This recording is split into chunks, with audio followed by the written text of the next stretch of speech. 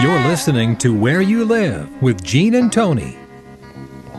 We are back. This is Where You Live with Gene and Tony. We've been broadcasting from the Concierge Landscape Studios. We're brought to you by Extreme Exteriors and American Family Insurance, the Kim Bennett Agency. We're going to take a minute now for a message from the Minnesota Multi-Housing Association. The MHA Minute is brought to you by Pest Control Services. When you need an exterminator, you need someone reliable and effective. So call Greg Keener at Pest Control Services, 952-894-9748. Pest Control Services is a proud member of Angie's List and a member of the Minnesota Multi-Housing Association. That's Pest Control Services, 952-894-9748. And tell Greg hi from Gene and Tony. Do you need products to successfully run your rental property business? Interested in a class about fair housing or rekeying locks? Want to use the plain language lease that is used by the majority of rental property owners in Minnesota? Then you should visit mmha.com. That's two M's, mmha.com. That's the website for the Minnesota Multi-Housing Association, the most comprehensive resource in the state for owners of everything from a duplex to hundreds of units, and for townhome and condo associations as well. They've been around for 40 years and put on hundreds of seminars, publish a monthly magazine, sell Attorney General approved leases, and have countless other tools for property owners. While they are a membership organization, all of their resources and seminars and their annual convention and their spring conference and their orientation programs are open to everyone. For more information, visit the website, mmha.com. We've been talking to Tara Betterman, the CEO of Communitas Management in Indianapolis, Indiana, because she had what to me is an unusual occurrence at one of her properties. Someone circulated a petition with a letter opposing FHA mortgages in their community. Tara, has that happened to you anywhere else?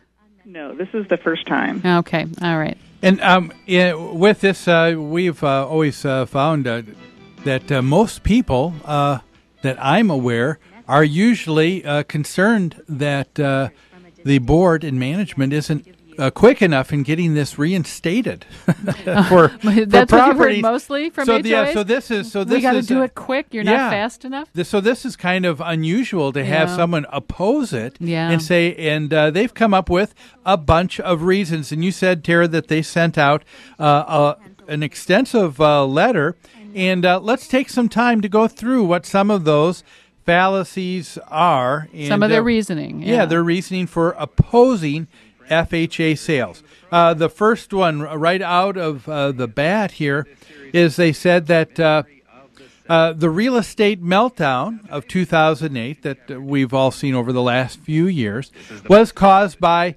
subprime mortgages. That part I think we would agree with. I agree that subprime mortgages were a factor, right, Tara? But now the first fallacy here that they tied in with a subprime mortgage is FHA as a subprime mortgage. Is that what they were saying, Tara? That's my understanding, yes. So they're saying that subprime mortgages are FHA government-sponsored mortgages. What's wrong with that statement, Gene? I mean, Tara starts laughing. The first thing that people need to know, and that is an FHA mortgage is not a subprime mortgage. No, it isn't. What is a subprime mortgage is that you have, and you had, as the case a few years ago, you had a requirement, an inducement from our federal government saying more people need to be able to purchase homes. Right. And so let's loosen up these guidelines. However, these guidelines that people had to be able to give someone money for a loan for a home, they said, well, wait a minute. If these people are worse off, then if they can't qualify for our regular program, we'll get them qualified, but they're going to have to pay a higher interest rate. That's right. So I think the lending industry was perfectly happy to offer these products. But these subprime mortgages were something that was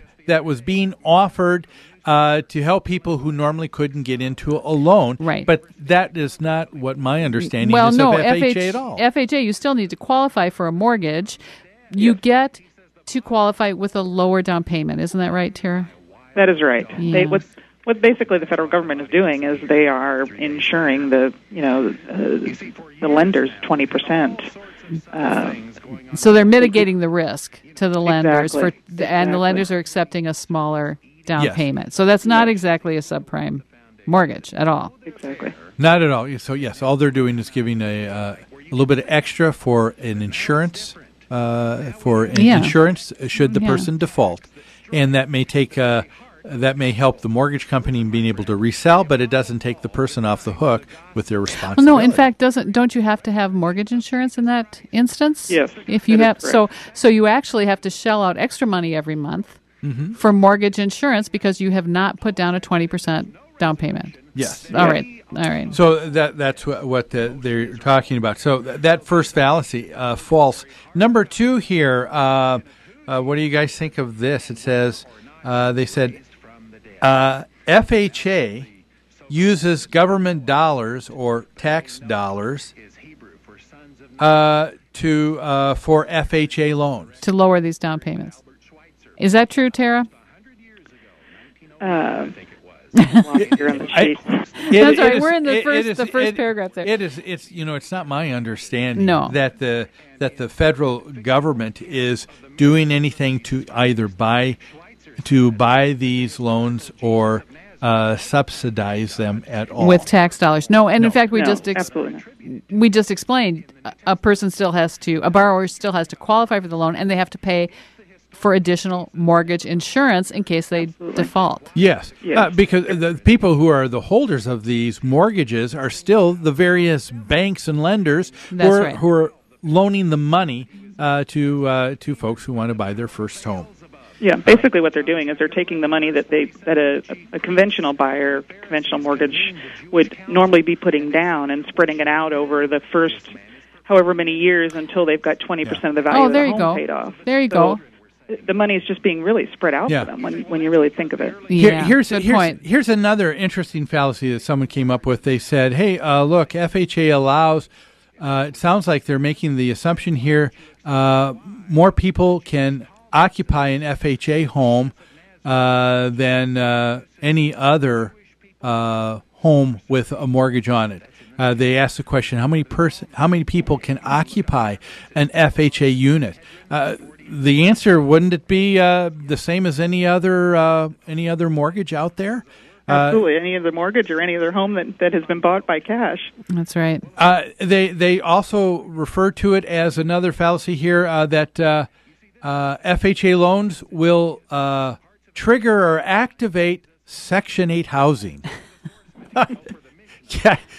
So they're saying that if you have an FHA loan, this is going to somehow activate and put into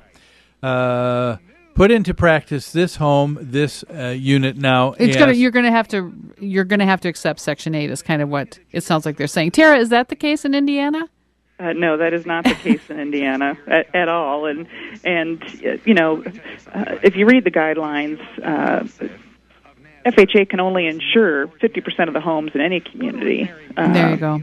And so there are some protections in place so that FHA is not involved with every mortgage within a community. Yeah. In Minnesota, landlords have the option of accepting Section 8 vouchers or not accepting Section 8 vouchers, and I think that's a state thing. Do you know what the case is in Indiana, Tara? It's my understanding that is the case here as well. Right. So anyone, even with a conventional mortgage, could choose to rent their home to someone with a Section 8 voucher. That's if they choose to rent it out. If they choose to rent. And if they choose to rent to a Section 8 voucher holder. So that's another complete fallacy. Yeah.